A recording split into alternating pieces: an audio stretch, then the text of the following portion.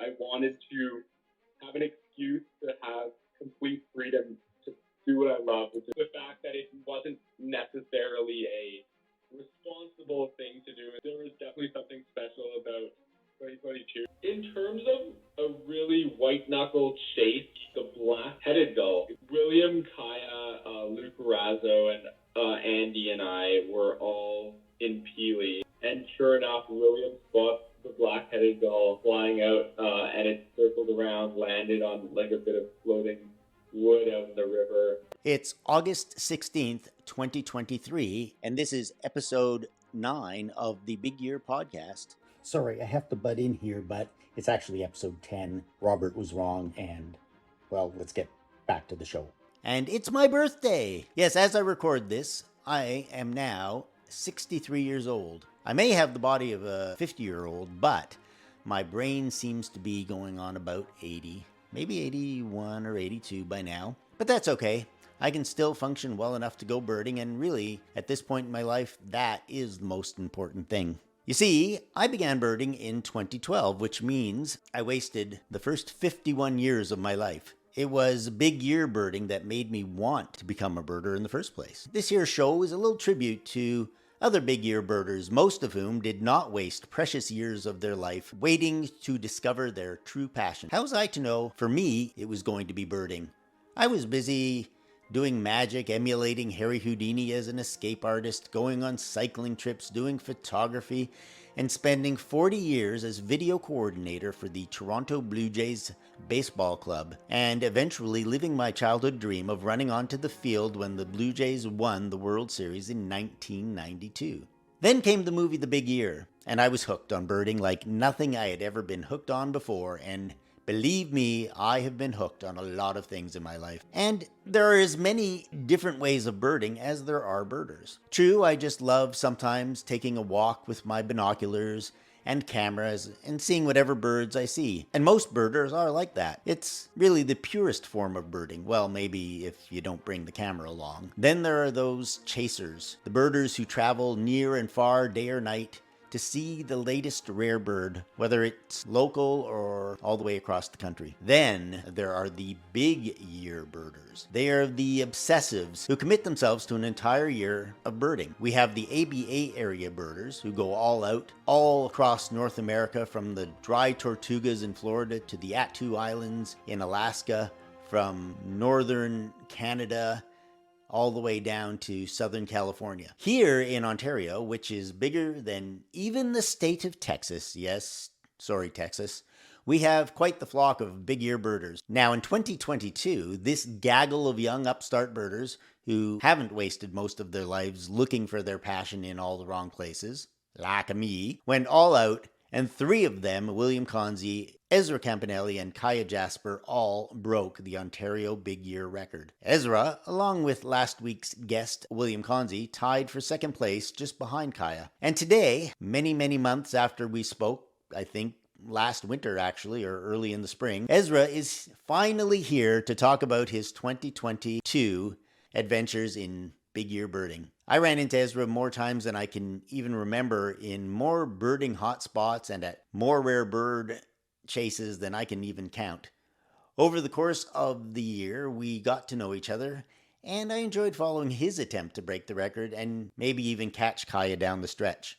Ezra, along with the other young and very knowledgeable Ontario birders, also helped me from time to time get some tough birds whenever and wherever they showed up in the province. Their reports helped me with such tough birds as cave swallows and a lot of the seabirds that pass through Ontario during fall migration. So, please join me, because I'm coming apart, along with Ezra, for part 4 of my 5-part series featuring those crazy kids of the 2022 Ontario Big Year. I'd like to welcome my special guest on today's episode. Thanks for having me on, Rob. Tell us how you got into this big year. There's a few different reasons, but essentially, just before COVID, when I was on my way back from a birding trip with some friends coming back from Texas, it just dawned upon me that Ontario Big Year is something that I really wanted to set my mind to while I was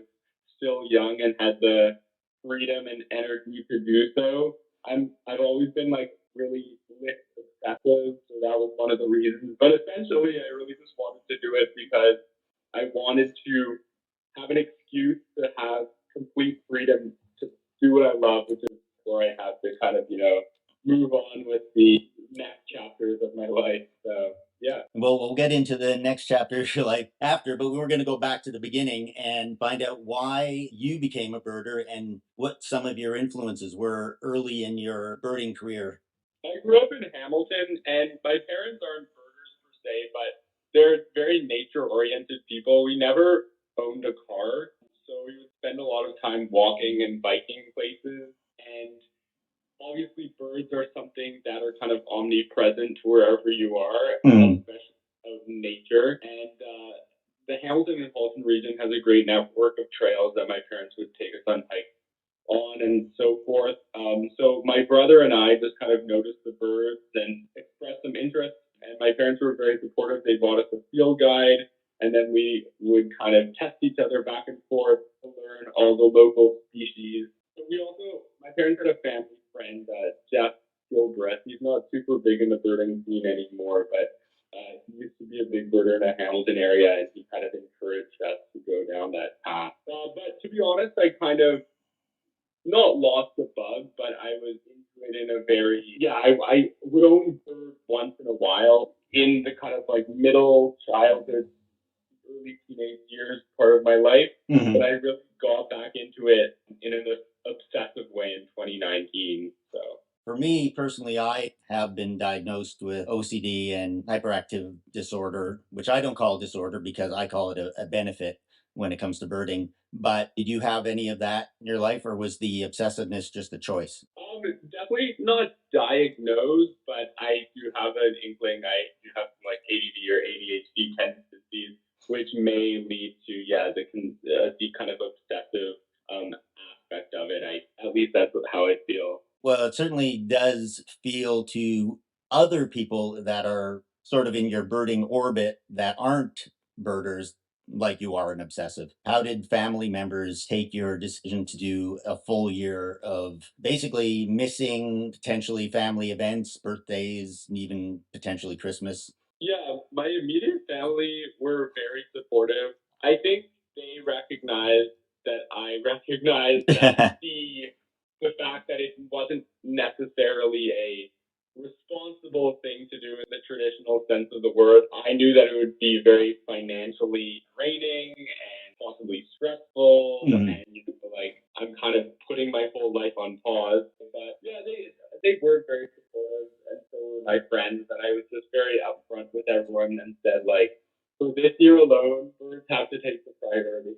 If I'm at Christmas dinner and something shows up, you know the drill. Did you have something like that happen at all during the year where you had to just get up and leave?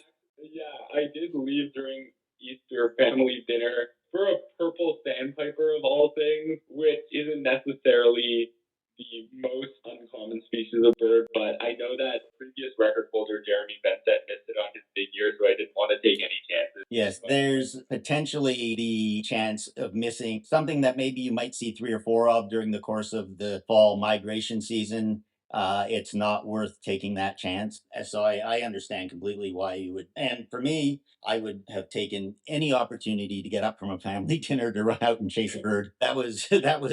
I actually was very torn. I'm a pretty extroverted person, and I enjoy my family get-togethers. But I felt really bad. I just kind of made an announcement and said, "Sorry, I gotta go." I'm glad you got it because that's always a little bit embarrassing when you rush off and leave the family to get a bird and then you come home and say you didn't see it. Yeah, and then of course I did see.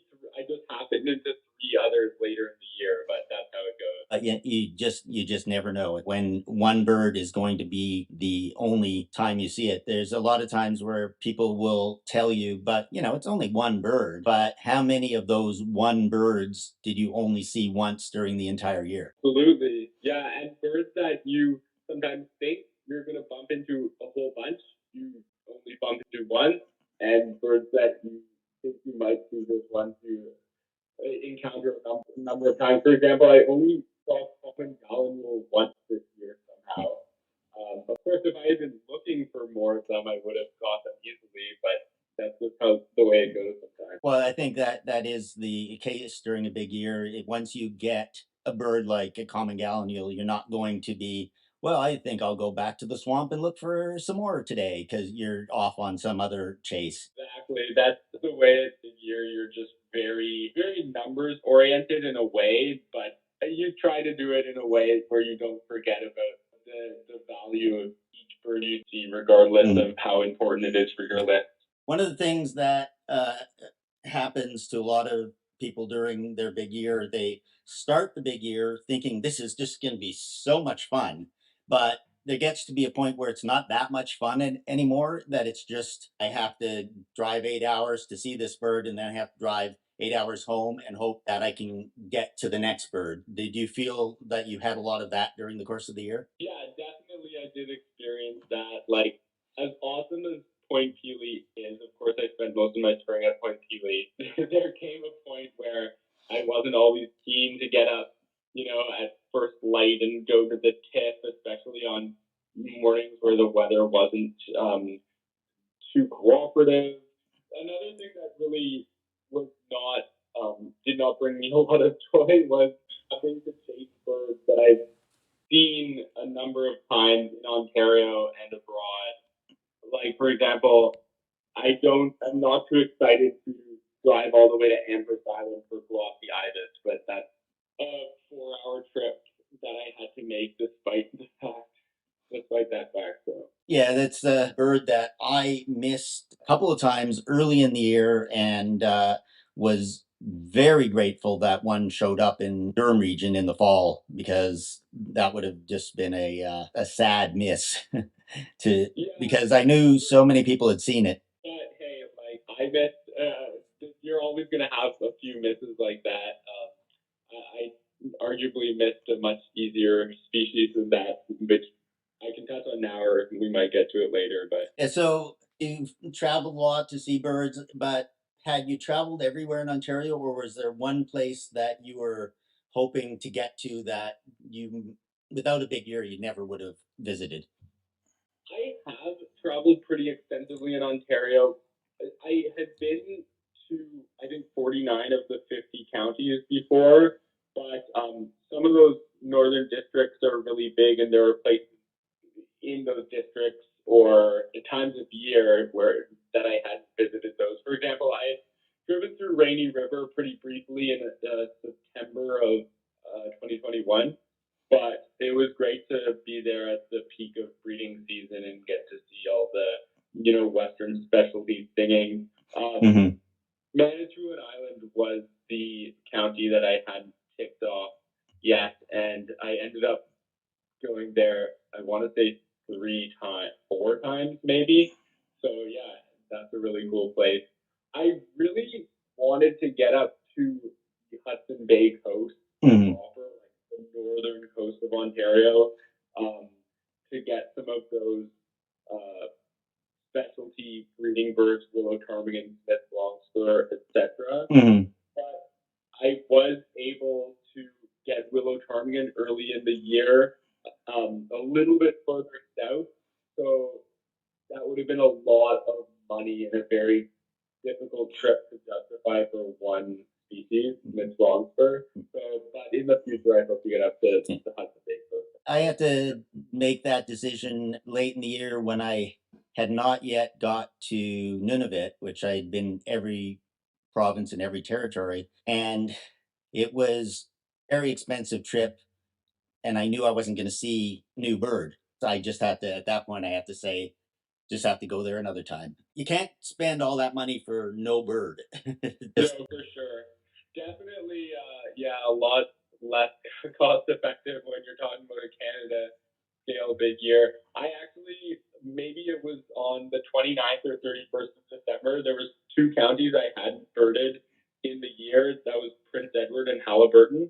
And I was in Ottawa driving back to the south. So I made a couple little detours and just got a few species in each county so I could say I birded every Ontario county in 2022.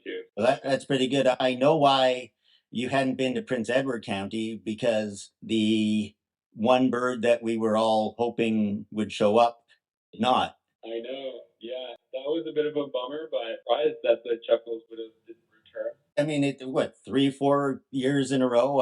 And this is the first year in a long time that it wasn't seen or heard. I heard people say that there were multiple, like maybe two or three. So I thought at least one of them might be back, but no joy. There was also a common eider reported there in June, but it was only a single observer and didn't stick around apparently. That would have been a good one for Ontario. So at the end of the year, you came within two of the winning, but what really is important is a bunch of you broke the, I mean, just blew through the big year record for Ontario.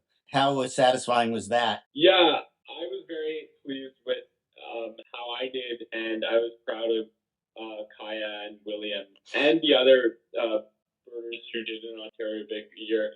I guess we just picked a really good year. The last few years, there's the COVID boom of birders, that phenomenon that they talk about, definitely has led to more sightings of rare birds happening. But there was definitely something special about 2022. I think there was a lot of lingering rarities that showed up in the fall of 21 that moved into the new year. So, like, right off the bat, I think by the 8th of January, I want to say we had 8 OBRC reviewable species, so like 8 significant rare birds. But yeah, it would have been nice to come out on top, of course. But Kaya very much deserved it. Like, he really didn't make mistakes. His big year was just like a technical master class. So I definitely was at peace with how that all fell into place at the end of the year, well before the end of the year. Yeah. Well, once you pass 350, that's pretty special. When did you and Kaya start to realize that you were in a bit of a competition? Was it a day one thing, or was it sometime after migration? I think that was always pretty clear because right from the beginning of the year, we were both very determined to just go all out. Right away, Kaya did get a couple birds that I unfortunately missed, most notably Deer Falcon, but I knew I had another chance at that the following winter. So yeah, I would always be playing the number game in my head. I knew that if a few things fell right, I could definitely swing it. It never happened, of course, but Kaya committed to like an all-out big year well before the year started. I had been planning it for a bit longer than he had, so given the caliber of his birding, I had no doubt that we'd be neck and neck for most of the year. And what was your preparation for the big year? I mean, your knowledge of birds is most important, but what other preparations did you make ahead of time? Yeah, like knowledge of birds definitely does help, but I would actually argue that just like networking and really knowing the ecology of the birds in Ontario helps even more. So yeah, just given the fact that I've been like hyperactive in the birding community for a couple of years, and I am naturally a pretty like outgoing person, I did make a lot of friends across the province. So it was really helpful. For example, if I'm going to look for geese in Ottawa tomorrow, then I can hit up any of my Ottawa contacts and ask them what the best strategy is to look for geese. And that sort of application is very helpful in all corners of the province. And then in terms of just like knowing how birds work in the province beyond just like your identification skills, like when this bird is coming through, when I should really try, when's the latest window I can get this migrant, what are all the tricks to get tricky species, that's very important. So it was like a lot of publicity. I tried to put my name out there on social media and make sure everyone knew I was doing a big year because like most people know you were doing a big year, you might get a few bonus tips for people trying to help. Yeah, I certainly found that out with a number of people on the East Coast who, every time someone spotted the Stellar Sea Eagle, I would get 5 messages and emails saying, "Did you see it's back?" And I chased it 4 times before I finally got it in November. So that one would have been the heartbreak bird of the year if I had not seen it. Honestly, I didn't. I must have seen it, but I didn't realize you got it. So big congrats. That was a tough bird to chase for sure. I chased it twice in Nova Scotia and once in Newfoundland, missed it those 3 times. Plus, I had chased it in Quebec the first time. And I was chasing a bird just outside Montreal, which I'd already driven 8.5 hours to get to. And then I hear that it's in New Brunswick, and I checked the GPS. Oh, it's only 7 hours away. I can do that. But then you realize, wait a second, I have 17 hours to drive home now. But I didn't think about that until after I saw the bird, and it would have been a long, lonely drive if I had not seen it. So that was definitely my biggest thrill of the year. But did you have a heartbreak bird that you didn't see?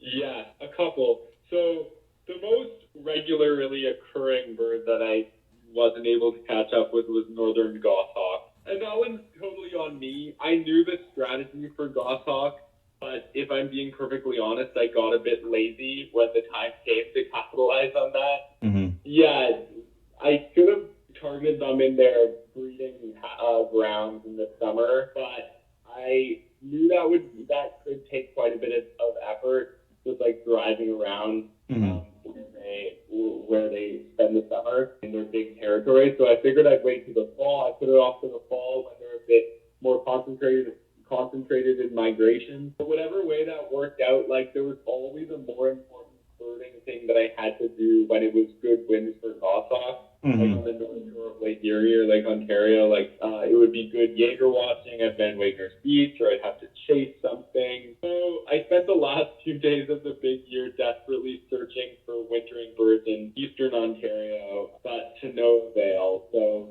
anyway, that one was a bit of a letdown, but. And what was the most thrilling bird you saw this year? The one where you had lots of people around and you all could congratulate yourself and be very excited about that one sighting? In terms of a really white-knuckled chase, which are some of the most exciting birds for me, the black-headed gull that Ryan Griffiths found on the Ottawa River in May. William, Kaya, Luke Razzo, and Andy and I were all in Peele. We heard about this bird.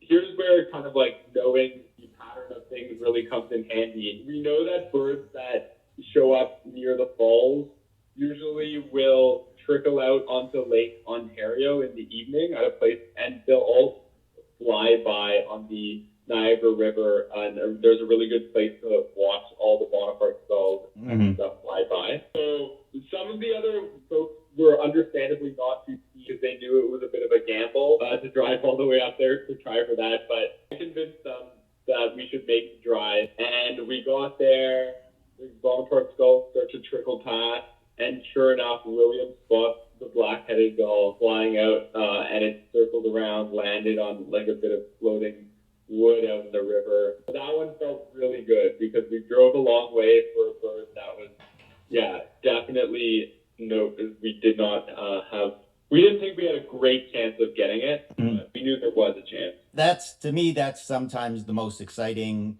sighting. I had a couple of sightings of rare birds and difficult birds to get where I was completely by myself. Did you end up having any kind of experience where it's like, wow, this is so good and there's nobody here with me? Yeah, we chased a couple birds in northern Ontario, so obviously it's not like near a major city center, so there's not a constant stream of birders going to see it.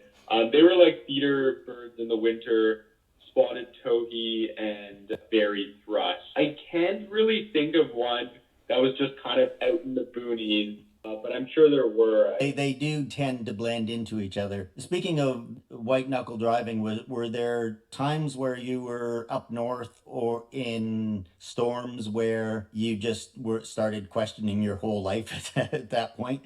Definitely. And if you would survive the night? Yeah, that spotted towhee was in Terrace Bay, and we had just actually seen the Glaucous Wing gull in Brantford, and then William and Kai and I set out to northwestern Ontario, and we were planning to just kind of like drive through the night to get there. The homeowner who was hosting the spotted towhee had warned us that there was some bad weather incoming, but we decided to rough it out anyway.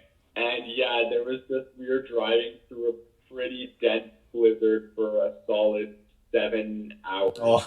And yeah, definitely we had to go well below the speed limit. We passed a couple transport trucks that were just totally capsized on the side of the road. It was definitely a little bit questionable, but we made it through. That happened to me on my way to New Brunswick for the Sea Eagle.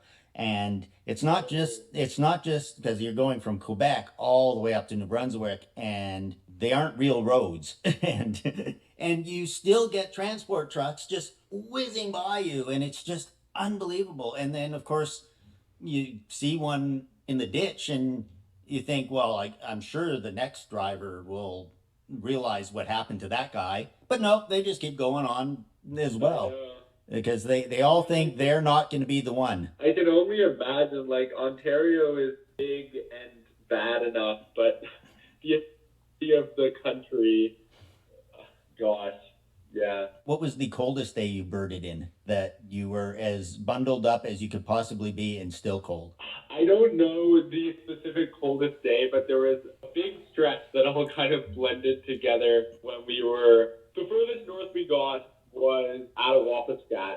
A couple of us split off from a group of other birders that were heading over to Quebec, and we took the winter road from Fraservale to Moosonee, and it goes all the way up through Fort Albany to Attawapiskat on the west side of James Bay. So that road only exists in the winter. But we were seeking willow ptarmigan, which we really, in an eruption year, it might have been easy, but this year it was a total gamble. We were kind of like pioneering that as far as that goes. But yeah, some of those days were very brutally cold, definitely well below -30, and we also tented it and slept in our cars. Oh my God. We had -40 sleeping bags, but your face has to be exposed so that you can breathe. Some uncomfortable nights. But we did get willow ptarmigan, which I think I neglected to say this when you asked me this question, but willow ptarmigan was probably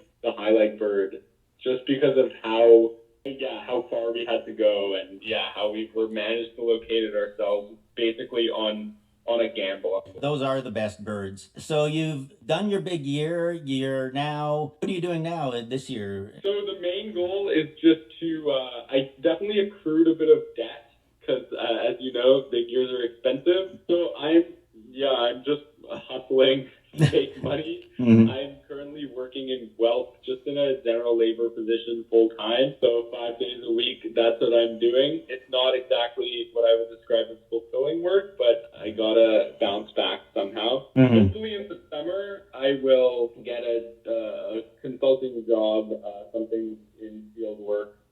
That will be a bit more fun. I'm just trying to kind of get my life back in order and maintain healthy sleeping patterns. I've been birding a little bit. I think I've been birding 3 times this year, and we're recording this, just at the beginning of February. So not a lot of birding, but I'll definitely pick it back up in the warmer months. For me, that was sort of the same thing. It's like, this was outdoors 365 consecutive days in some of the worst weather I've ever experienced. I think I'm going to not go out on the cold days. I'll go out on the nice days. I've birded, I'd say, half a dozen times this year, but that's like for the first time in 5 years. I haven't birded every day, so it feels really neglectful almost. Like I almost feel like I'm cheating myself. It's very, it's a foreign lifestyle after, as you say, just birding nonstop for an entire year. But it's nice to just bird when you feel like birding. It does feel a little more relaxed, doesn't it? Yes. Yeah. What are you hoping in terms of a career that is connected to conservation and birding and field work? Yeah, so I have, with the last 2 summers, I've done consulting jobs. I've done bird surveys and amphibian surveys in Northern Ontario. So that's something I'm definitely interested in. We'll see if I require a bit more schooling to actually be able to have that as a stable career. But I have a couple other options up my sleeve. We're foreseeing where things are headed, and I'll see how this year goes. Oh, excellent. And do you have any advice for any future Ontario big year birders, especially the younger ones that are sort of followed you guys all year but aren't quite at the point where they can do that? What would you suggest for their preparation? Well, I certainly encountered car problems this year that wound up being very expensive. So a very reliable car is totally worth it. It's an invaluable investment when it comes to a big year, because Ontario is a deceptively massive province. Mm-hmm. You will be doing a lot of driving. Yeah, just definitely networking, as I mentioned, is very important. Try to connect with as many birders from as many corners of the province as you can, and foster good relationships with those people. Yeah, try to do that in the years or months leading up to your big year. Yeah, you can't really do enough planning. Like, it is possible to kind of wing a big year and you may wind up being very successful, but make sure every bird that even poses a small possibility of being missed, make sure you know all the tricks to get that bird, because you might find yourself in a situation where it just slips by you and you have to cast it in the last minute of its window in the province or something like that. So yeah, the more planning, the better. Those are the things that come to mind. Also, don't forget about just like taking care of your mental health and like making the most of relaxation when you have time. Did you sort of schedule rest days for yourself in that regard, or are you advising people because you didn't? Schedule, no. I mean, making any firm plans is pretty difficult during a big year because a bird could upset it at any moment. But I definitely tried to engage in non-birding related leisure activities and hoped a bird wouldn't show up sometimes.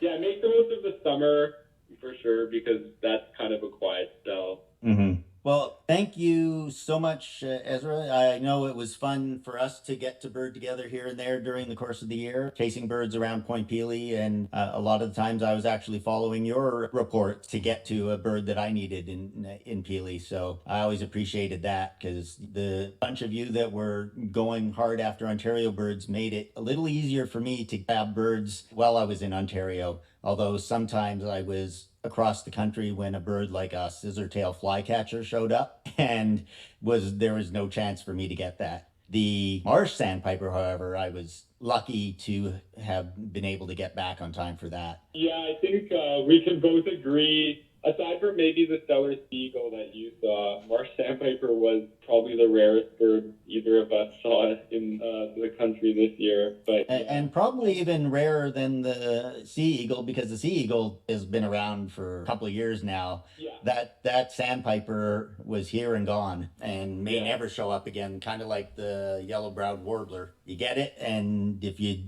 can count it, fantastic. But if you miss it, it's all gone forever probably. But that's the excitement of birding, and that's what I love about it. I don't mind as much the chases where I miss something anymore, because I kind of learned that your mental health, as you were talking about, can take a big hit if you get too upset and stress too much about the birds you miss. Yeah, definitely on a big year, you have to learn to just not let it get to you. But that does take some hard experiences to really learn. But yeah, it was always fun, Rob, bumping into you in the field. I was always excited to hear what the update was on your big year and following you on social media. I was kind of living vicariously through you and all your excursions to the west and east and north. It was a lot of fun, and I was glad to share it. It made it even more fun for me because I had you guys to follow during the course of the year too. So that was a nice way to continue keeping myself enthused during some of the downtimes for me where I was like, oh, not another trip.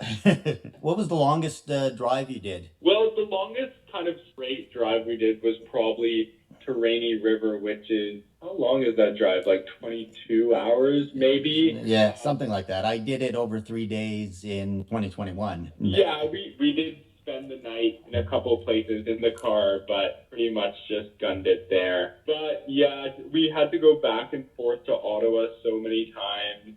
So those kind of feel like the most taxing amazing drives, even though they're less than half the length of a Rainy River trip. But just because you've been on that road half a dozen times already, it's like, okay, the scenery is not thrilling me anymore. It certainly feels longer also when you miss the bird. I was working up in Cornwall in June, and a neotropic cormorant showed up in Amherstburg, which is like, on the Detroit River. And I went all the way from Cornwall in the east to Amherstburg and missed the bird. And then went back a few days later and missed it again. I finally got the one in Kingston that I think you also got. Yeah, well, I appreciate you taking the time. I know you've got your presentation to do. Good luck with that. I hope it goes well, and I hope some of what we talked about is at the top of your head for that now. Yeah, perfect. I appreciate you having me on. Take care. Bye-bye. Okay, bye-bye. That was fun, and once again, I would really like to thank Ezra for his time and insight into doing an Ontario Big Year. But as I record this, a Roseate Spoonbill, yes, a Roseate Spoonbill has been seen in Brant County by local birder Sarah Lamond. So I'm going to keep this brief and grab my binoculars and camera and head out for the chase. Brant County keeps delivering great rare bird sightings, and perhaps by the time you listen to this, I will have already seen it. Next time, in the final installment of my series on birders of the 2022 Big Year, I'll be talking to Kaya Jasper, the winner and all-time record holder in a single year with 359 species. Until then, may the birds be with you, and may the rarities land at your feet. Now, time to chase.